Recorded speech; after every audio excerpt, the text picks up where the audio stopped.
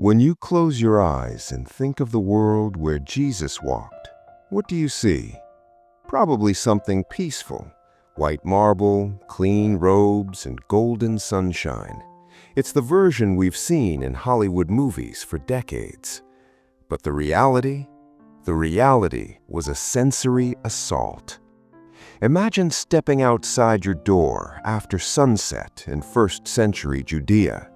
There are no streetlights, no police patrols. The city gates are bolted shut, and if you're on the wrong side of that wall, you're looking at a night of genuine mortal danger.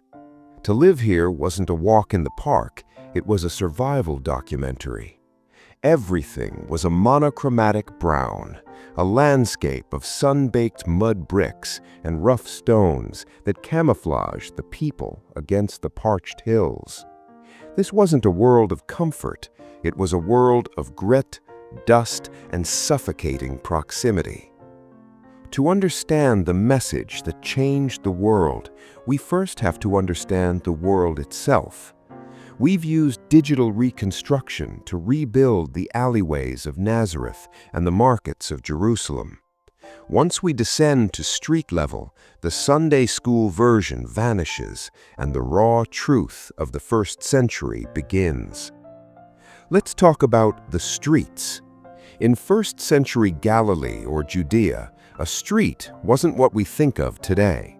There were no sidewalks, no lanes. What they called streets were actually irregular, dirt-packed alleyways, rarely exceeding 6 feet in width. Walking to the market was a physical contest. You were fighting for space between heavily laden donkeys, children running through the dust, and wastewater frequently flowing right down the center of the path. This layout wasn't an accident, it was defensive. The houses were like miniature fortresses, featuring thick walls with absolutely no windows facing the alleyway. The people turned their backs to the outside world because the street was seen as a zone of danger and theft. But here's the paradox. While the walls were thick, the silence was a luxury no one could afford. Structures were pressed so tightly together to save material that privacy was a futuristic fantasy. You lived your life under constant auditory surveillance. You heard your neighbor's baby crying. You heard the rhythmic grinding of grain from the next house, and you heard every argument. The community operated like a single living organism. There was nowhere to hide, and everyone knew exactly what you were doing. And in these alleyways, a rigid hierarchy governed everything. If you saw the silhouette of a Roman soldier or a tax collector on horseback, you didn't keep walking. You pressed yourself against the dirty mud wall and lowered your eyes. In a world where the sword was the only law, you literally shrank to survive. If you stepped inside a common dwelling in Galilee, the first thing that hit you wasn't the sight, it was the smell. Your eyes needed time to adjust to the darkness, but your nose gave you the warning first. A powerful scent of straw mixed with fresh manure. To us, this sounds like a barn. To them, it was a biological heating system. The architecture of these homes didn't prioritize comfort, it prioritized survival against the brutal desert cold of the night. Without electricity or heaters, they brought the most efficient heat source they had indoors: livestock. The entrance floor was packed earth, where goats, sheep, and donkeys slept. Their body heat would rise, warming the elevated stone platform where the family ate, slept, and lived. Exactly along the edge of this platform sat stone cavities or wooden boxes for the animal feed. The name for that feeding trough, a manger. This completely transforms the scenes we've read about for centuries. When history says there was no room at the inn, it doesn't mean they were kicked out to a lonely stable in a distant field. It likely meant they were in the main room of a relative's house, which was already overcrowded, forcing the family to accommodate in the lower section with the animals. It was a warm, malodorous, but safe squeeze. In the summer, when the house became an oven, life migrated upward. The flat roof, made of branches and mud, became the primary living room. It was the only place to escape the ammonia smell from below and catch a breeze. The ancient home was a survival machine where every centimeter was contested. While the men worked the fields or the stone, the survival of the family depended on the physical strength of the women. Obtaining a glass of water wasn't as simple as turning a faucet. It was the most laborious and politically dangerous work of the day. Imagine walking to a distant fountain, balancing a clay jar that weighed over 20 kilograms, 44 pounds when full. You did this every single day under a scorching sun. But the physical weight wasn't the biggest challenge, the social weight was. The village well was antiquity's social network. This was where marriages were arranged, reputations were built, and lives were destroyed. It was an open-air tribunal. If you were a respectable woman, you went to the well in groups during the cool hours of the morning. If you went to the well at noon, under the peak heat, it wasn't because you liked the sun. It was a clear signal of social exclusion.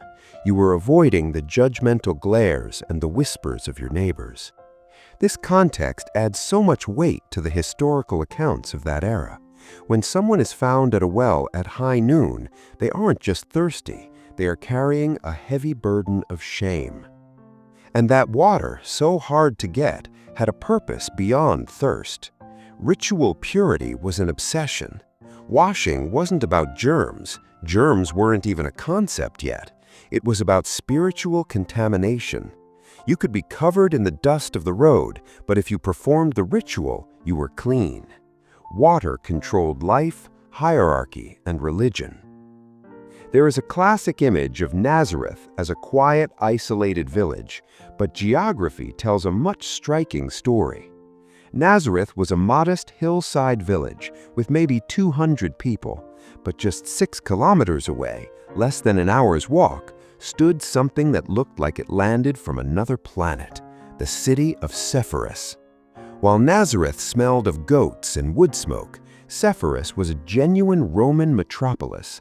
It had paved streets, mosaic floors, and a theater that could seat thousands. A young tradesman from Nazareth didn't live in a vacuum. Many scholars believe that workers from Nazareth, including Jesus and Joseph, likely helped build Sepphoris. The demand for construction was massive. Imagine that daily commute. You leave your simple stone house, walk an hour, and suddenly you're facing marble columns and Roman elite. This cultural collision was a daily psychological tension. It's why so many metaphors of that time used theatrical terms, like hypocrite, which literally meant an actor wearing a mask in a theater. This wasn't abstract, it was the very things they saw in the city just over the hill. But Sepphoris also represented the heavy hand of Rome. It was the hub of economic exploitation. Tax collection wasn't a yearly letter, it was a physical confrontation. Whether you were a fisherman at the Sea of Galilee or a farmer in the valley, a publican, a local hired by Rome, would rummage through your baskets and decide how much of your hard work would be confiscated for the emperor's luxury. This vibrant, dirty, noisy world had an expiration date. When you walk near the Western Wall today and see those stones weighing hundreds of tons, they feel eternal. But in the year 70 AD, the Iron Legions of Rome brought an end to this world. The tension that boiled in the streets finally exploded. The siege of Jerusalem was absolute. The city that once smelled of spices began to smell of death. When the walls finally fell, fire did the rest. The gold from the temple melted and dripped into the cracks of the stones, prompting Roman soldiers to dismantle the sanctuary block by block to loot the metal. But here's the thing, while the stones fell, the ideas born in those narrow, dusty streets survived. Walking through these reconstructions today isn't just about looking at old rocks. It's about realizing that the most powerful messages in history weren't born in palaces. They were born in the dust. They were born in houses shared with animals, at wells where outcasts gathered, and in alleyways where people shrank to survive. History isn't just what stayed standing, it's the story of the people who lived in the shadows of the great empires and managed to change the world. The world of the first century was far more complex than a movie screen can show. But knowing how hard life was, does it change how you see the stories from that time? Let me know in the comments. If you want to see more vanished worlds brought back to life, hit that subscribe button. Until next time, keep exploring the secrets hidden in the dust.